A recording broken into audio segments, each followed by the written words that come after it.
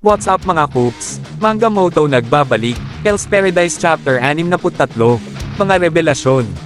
Tinanong ni Mei si Ran paano niya nalaman ang kanilang pagdating. Inamin ni Ran na sinabi ni Chobei na naghahanda na ang mga bisita na sakupin ang palasyo at pumayag si Chobei na babantayan niya ang bawat galaw ng ibang bisita sa isang kondisyon.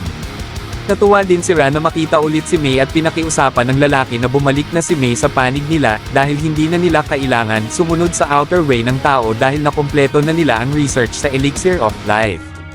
Nagulat naman si Gabamaru sa narinig pero tumanggi si Mei na bumalik sa mga Tensen at kaya siya bumalik dahil gusto niya magpaalam bago umalis. Nang hinayang naman si Ran sa narinig at sinabi niya na matutuloy ang right ng just consumption. Sa kanilang paglalakbay, si Gantetsusai, Fuchi at Toma ay nahiwalay kina Shian at Nurugay. Nasalubong naman ng tatlo si Taopa at Jupa habang nasalubong naman ni Shian si Zujin. Katulad ng una nilang plano, kung sakaling hindi nila maiiwasan ang mga Tensen, ang paglaban sa kanila ang sunod nilang gagawin. Tinabihan ni Gabamaru si Ran na hindi sila susuko at aalis silang lahat sa isla. Dahil nagsimula na ang ritual, naghanda na si Ran para kalabanin sina Gabamaru. Like and follow our page para updated ka sa kwentuhan. Abangan ang susunod na kabanata. Salamat!